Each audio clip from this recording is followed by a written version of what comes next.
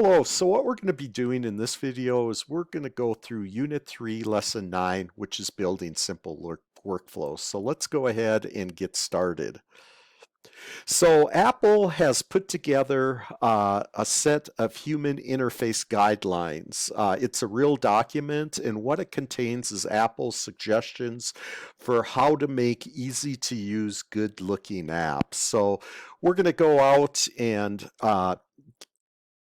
onto the web and access those guidelines. So let me just go in and type in Apple and then human interface guidelines. I will go ahead and select that.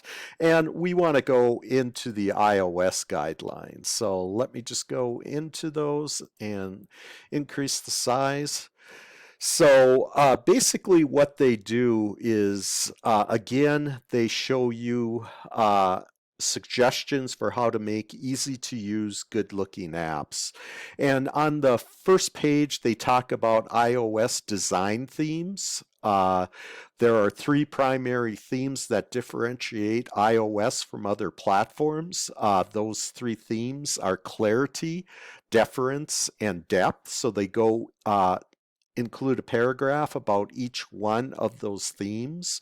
And then they talk about design principles, and they're used to maximize impact and reach. You want to go ahead and keep these principles in mind as you imagine your app's identity.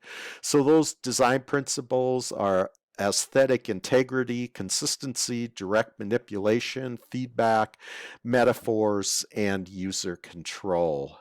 And then they have additional sections available. For instance, if we go into the user interaction section, we can go ahead and click on data entry, and they provide you guidelines for data entry, how to go ahead and set up your app to promote easy data entry by the user. They have information about visual design. We'll go ahead and click on color. So again, they have some guidelines on how to use color within your app. A couple of them is to choose a limited color palette that coordinates with your app logo.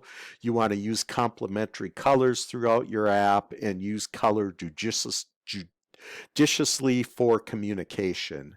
And then finally, we'll go into the views section. One of the views that that are used in the majority of iOS apps are table views, which we're going to get into in CIS 265. So it goes into what tables are, plain versus group, inset grouped. Then it gets into table rows and talks about the various type of table rows that you can go in and how you can go ahead and set the text. Again, we're going to be going through a couple of units when we get into table views in CIS 265. So let me just go ahead and close out of the human interface guidelines and get back into the presentation. So again, they provide design themes, would talk about clarity, which means throughout the system, text is legible at every size. Icons are precise and lucid. Adornments are subtle and appropriate. And a sharpened focus on functionality motivates the design.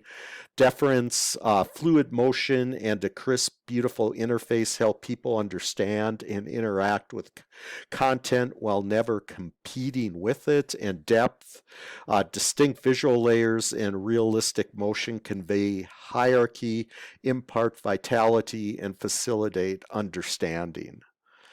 Then they get into the design principles like we looked at, the aesthetic integrity, Business app that uses standard controls compared to a game that is unique. Consistency, be consistent within your app in your use of fonts, colors, and so on. Direct manipulation. If your app has images and things, try to let the users pinch to zoom, for example, instead of using a slider for zoom. Feedback, let users know what their action happened, such as a color change on press, progress indicator, and so on. Metaphors are like flipping pages in a book where it actually looks like you did flip a page when you move from one page to another. And user control, you can alert users, but in most cases let them choose the outcome. And then we took a look at the data entry within user guidelines, the color within the interface guidelines, and then the tables within interface guidelines. So what we're going to look at next is we're going to look at a short little video showing examples of push and modal segues in Apple apps. So let me just go ahead and get this started here.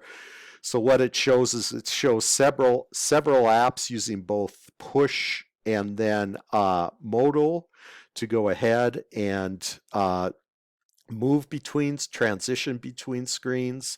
So when you tap an existing piece of data that should show more details, the new detail screen animates in from the right.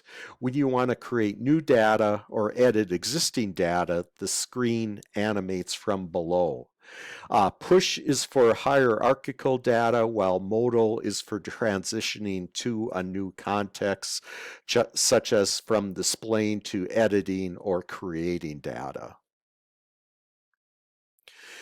There are three navigation hierarchies that your app may include. Those are hierarchical, flat, and content-driven or experience-driven.